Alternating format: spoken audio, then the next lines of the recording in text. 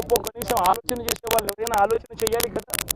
అక్కడ ఉన్న ఎస్సీలను, ఆ గ్రామంలో ఉన్న సామాజిక వర్గం వాళ్ళు గ్రామంలో ఉన్న బూతులు లేకపోయి ఓట్లు వేసే పరిస్థితి లేకుండా ఉన్నప్పుడు ఎమ్మెల్యే అక్కడికి ఆ గ్రామానికి వెళ్ళినప్పుడు ఎమ్మెల్యే ఆ పరిస్థితి చూసి ఎస్పీకి 4 సార్లు 5 సార్లు 10 సార్లు ఫోన్ చేసినా కూడా ఎస్పీ రాని పరిస్థితిలో ఉన్నప్పుడు, కనీసం సిఐని ఎస్ఐని కూడా పంపించిన పరిస్థితిలో ఉన్నప్పుడు, అటువంటి బూత్లో, సెన్సిటివ్ బూత్లో కేవలం ఒకే ఒక్క హోంగార్డును పెట్టి బూతులు నడుపుతూ ఉన్నారు.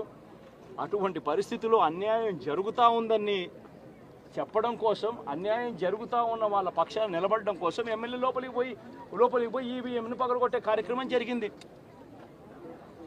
ఎందుకు ఈవీఎంలో నిజంగానే ఎమ్మెల్యేనే రిగ్గింగ్ చేసుకుంటా ఉంటే, ఎమ్మెల్యేకి అక్కడ నిజంగానే ఎమ్మెల్యే పరిస్థితి అంత బాగుండింటే ఎందుకు ఎమ్మెల్యే ఈవీఎం పక్కన కొడతాడు?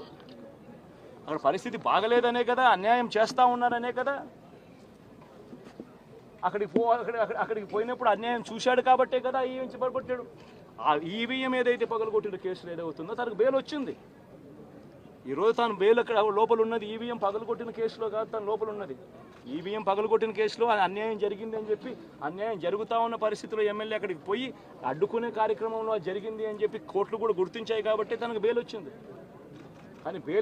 కానీ మళ్ళీ ఆ తర్వాత ఏం జరిగింది?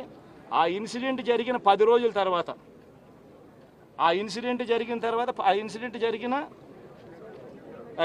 జరిగిన 10 రోజుల తర్వాత, అంటే మే 23వ తారీఖున ఎమ్మెల్యే అక్కడికి వెళ్ళి హత్యాయత్నం చేశాడట. అదే పోలింగ్ బూత్లో హత్యాయత్నం చేసినాడంట. ఎవడన్నా బుద్ధునోడు ఎవడన్నా నమ్మదానికి ఉందయ్యా? ఎవడన్నా ఎమ్మెల్యే అనేవాడు అక్కడికి పోయినప్పుడు వాళ్ళు చేస్తూ ఉన్న రిగ్గింగు, ఎమ్మెల్యే దానికి అడ్డుకునే